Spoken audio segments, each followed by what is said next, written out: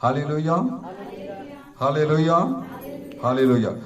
उसने उत्तर दिया, लड़कों की रोटी लेकर कुत्तों के आगे डालना अच्छा नहीं है। प्रभु ने कहा लड़कों की रोटी लेकर कुत्तों के आगे डालना उचित नहीं है, क्योंकि जो रोटी मिला है ये बच्चों के लिए है, कुत्तों के आगे डालना उचित नहीं है।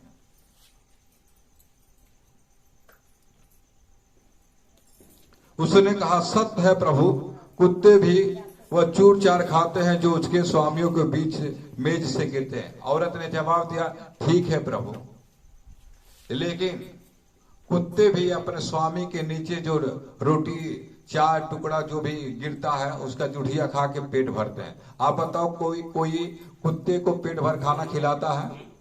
कोई बता दे तो। आप खाते रहोगे, बच जाएगा तो थोड़ा फेंक देते हो।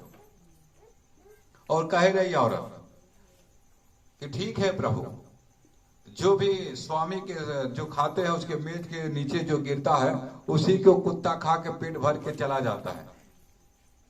ऐसा होता है ना। अगर दूसरा कोई रहता, कहता मुझे कुत्ता बोल रही है नहीं जाऊंगा, घमंड करता ना। पर उसको जानती थी इसके अंदर सामर्थ्य है, सामर्थ्य लेके जाऊंगा, अपने लड़की को चंगाई लेके जाऊंगा, वो जानती थी। उसने कहा सत्य है प्रभु, कुत्ते भी चूर चार खाते हैं और जो उसके स्वामियों के मेज से गिरते हैं। इस पर यीशु ने उसका उत्तर दिया, हे स्त्री तेरे विश्वास बड़ा है, जैसा तू चाहती वैसे तेरे लिए हो। प्रभु ने कहा हे स्त्री तेरा विश्वास बड़ा है, इतना बोल रहा हूं फिर भी तू नहीं जा रही है, लेकिन तेरा विश्वास है कि कुत्ते के भी जो मेज के स्वामी गिरते थोड़ा खा लेते हैं ना तो चंगे हो जाते हैं। अगर इसका मतलब तू थोड़ा भी बोल देगा, कुछ भी कह देगा वहीं से, तो मैं चंगा हो जाऊंगा, मेरी लड़की क्या हो जाएगी? चंगी हो जाएगी। और क्या हुआ? प्रभु ने कहा जा, तू जैसा चाहती है वैसे तेरे लिए हो, और उसकी बेटी उसी घड़ी चंगी हो गई। Hallelujah, hallelujah, hallelujah. आमीन बोलो परमेश्वर के नाम पे, ताली बजा। और उसी घड़ी क्या हो गई? उसकी लड़की क्या हो गई? चंगी हो गई। ऐसे ये प्रार्थना किया जाता है। मैं बोलता हूं विश्वास करो, विश्वास करो, परमेश्वर पे भरोसा रखो, परमेश्वर आपको आशीष देगा। जब आपका विश्वास है, बोल दिए चलो हो जाएगा, नहीं छू दो, ऐसा नहीं होता है। प्रभु ने छुआ, प्रार्थना किया, नहीं, वो डांट रहे थे, मैं इजराइल के लिए आया, तुम कनान से आए हो, मैं दूसरे देश के लिए नहीं भेजा गया हूं। प्रभु परीक्षा ले रहा था। आप यहां बैठो नहीं, बैठना ही काफी है, क्योंकि सच्चा दरबार याद रखना। ये जरूरी मायने नहीं रखता कि बर्दर से प्रार्थना कराओ, बर्दर चंगा। अगर बर्दर चंगा करते तो हम किसी को क्या हाथ पकड़ के प्रार्थना नहीं कर देते? पर चमत्कार कौन करता है? आपका विश्वास है। अगर परमेश्वर चमत्कार करता है, ये कलीसिया मसीह का सिर है, और प्रभु चमत्कार करता तो 100% आप चंगे होके जाओगे यीशु मसीह के सामर्थ्य में। आप खुद प्रार्थना करो, आपकी प्रार्थना परमेश्वर सुनेगा। आप बैठे बैठे घर पे प्रार्थना करोगे, दूसरा चंगा हो जाएगा यीशु मसीह के सामर्थ्य नाम। Hallelujah, hallelujah, hallelujah. वैसे हम पढ़ते हैं 16 काम 13, 16 का 13 उसी मत्ती का। फिर यीशु कैसरिया फिलिप्पी में प्रवेश में आया और अपने चेलों से पूछने लगा, लोग मनुष्य के पुत्र को क्या कहते हैं? परमेश्वर कभी नहीं कहता कि मैं परमेश्वर हूं। और प्रभु लोगों से, चेलों से पूछ रहा, परमेश्वर मनुष्य के पुत्र को क्या कहते हैं? उन्होंने कहा, कुछ तो यूहन्ना बपतिस्मा देने वाला कहते हैं और कुछ एलिया कहते हैं। प्रभु पूछ रहा, बताओ मनुष्य के पुत्र मतलब मुझे लोग क्या कहते हैं? लोग गांव में क्या बोलते हैं मुझे? तो कोई बोल रहा कि बपतिस्मा, यूहन्ना बपतिस्मा देने वाला, कोई एलिया, कुछ यिर्मयाह जो भविष्य करता था, यिर्मयाह भविष्यवाणी करता था। यहां भी देखो, मुझे भी कितने लोग कहते हैं बाबा, ए बाबा झाड़ दो। कितने कहते हैं टच वाला बाबा। जिसको जो आता है वो कहता है। ये नहीं कि बर्दर बोलना जाता है। बर्दर माने भाई होता है। अब भाई जब बन गया तो समझो अपना परिवार हो गया। तो बताओ, जब भाई बन गया, अपना परिवार हो गया, तो भाई बनने का मतलब ये हुआ सब अपनी बहन हो गई, जो हमसे उम्र के हो मेरी माता बन गई। तो बताओ, हमारा फर्ज होता है ना तुम्हारे लिए विनती और प्रार्थना करने के लिए। हाँ, बाबा का मतलब बाबा, उसका मन बदल जाएगा, समझ गए? बाबा का मन बदल जाएगा। बाबा कितने गड़बड़ हो गया, मतलब तो झाड़ फूक करते हैं, झाड़ फूक वाला चीज नहीं है। अच्छा, और ब्रदर माने भाई होता है, और प्रार्थना में इतनी शक्ति है कि समस्या को परमेश्वर बदल देता है। सिर्फ आपका विश्वास अटल होना चाहिए परमेश्वर पे, एकदम निगाह परमेश्वर पे रहना चाहिए। जैसे प्रभु उस झील के चौथे पहर में यीशु मसीह जा रहे थे,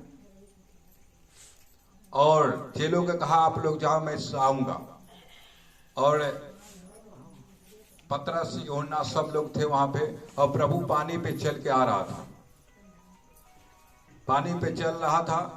पतरस ने देखा, लोग डर गए कि कोई भूत आ रहा है। प्रभु ने कहा ढाढ़न बांधो, मैं हूं। पतरस ने कहा अगर परमेश्वर आप हो तो मुझे भी पानी पे चलने पर आज्ञा दो। प्रभु ने कहा ठीक है आओ।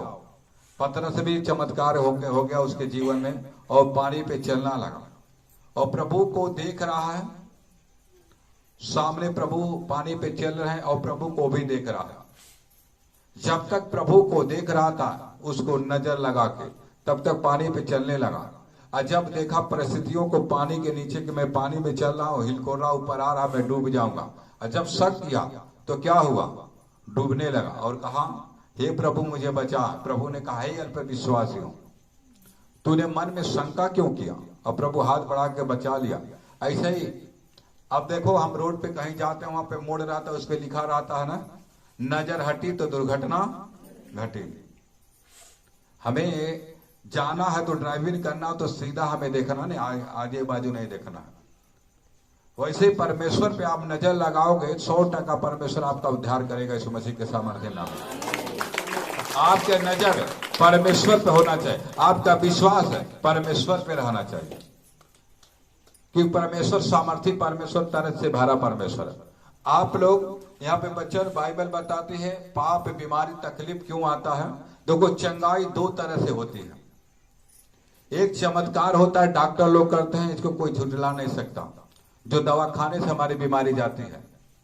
एक जब डॉक्टर इलाज करता है, सोनोग्राफी सारा रिपोर्ट निकालता है, और सारे रिपोर्ट नॉर्मल आता है, और दवा दे के थक चुकता है, दवा काम नहीं करती है, तो जो डॉक्टर ज्ञानी रहेगा वो बुझ जाएगा कुछ न कुछ है, ऊपर का कोई अंधकार की शक्ति है। क्योंकि रिपोर्ट नॉर्मल आ रहा है, बीमारी क्यों नहीं जा रही। और जब डॉक्टर ऑपरेशन करता तो भी वो परमेश्वर को कहता मैंने अपनी वाली कर दिया, अब परमेश्वर जाने। अब जिसे भगवान के प्रार्थना करते उसे प्रार्थना कर, हो सकेगा, परमेश्वर चाहेगा तो बच जाओगे। ऐसा डॉक्टर भी बोलते हैं घर वाले से कि मैंने ऑपरेशन तो कर दिया, लेकिन प्रभु को प्रार्थना करो, प्रभु चाहेगा तो। क्योंकि देखो, अगर परमेश्वर है तो शैतान भी है, इसको कोई काट नहीं सकता। रियल है, शैतान भी है और परमेश्वर भी है, कि सारा विश्वास पे टिका है कि परमेश्वर है। अब परमेश्वर इस विषयों के काम में लिखा है वचन में कि परमेश्वर एक है, असब में है, असब के मध्य में है। परमेश्वर एक है, या तो आप नाम लो, जो जिसके भरोसा है वहां पे जाते हैं। लेकिन एक बात करना है, आप किसी भी परमेश्वर को मान लो, जब तक आपका मन साफ सुथरा नहीं रहेगा कभी चमत्कार नहीं होगा। यहां भी आओ या कहीं भी चले जाओ, आपका मन यहां भी आ रहे हो, अगर मन में कुड़कुड़ाहट है, जलन है, क्रोध है, पाप है, बुराई है, घटियाई है, तो कभी जिंदगी में चमत्कार नहीं होगा। और परमेश्वर देखो, चमत्कार करने के लिए परमेश्वर कहता अपने माता पिता का आदर करो, अपने पड़ोसियों से अपने समान प्रेम रखो,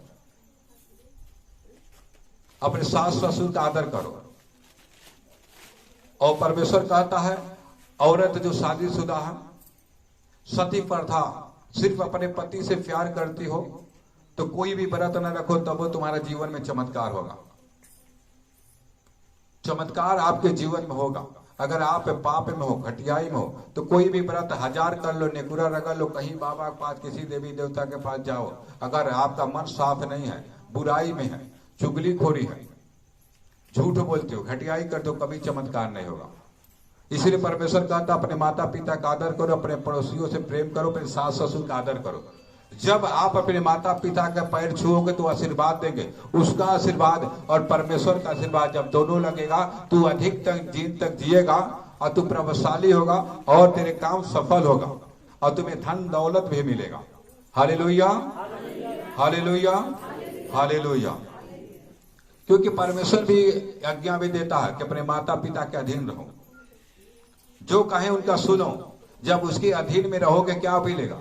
अधीनता में रहोगे, वो मरने के टाइम में आपको जमीन पैसा लिख के जाएंगे, आप उनके अधीनता में नहीं रहोगे।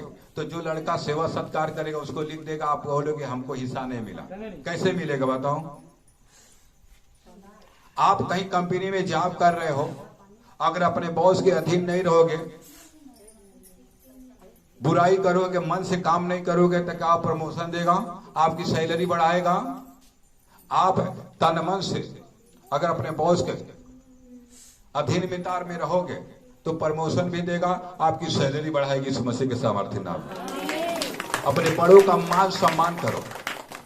और बार बार कहता हूं, और मन को शुद्ध रखो। अगर बाइबल पढ़ोगे, वचन पे चलोगे, आपके अंदर वचन रहेगा, तभी आप बच सकते हो बुराई से। क्योंकि परमेश्वर कहता है तेरे शरीर के दिया आंख है, तेरी आंख निर्मल रहेगी, तेरा सारा शरीर निर्मल होगा।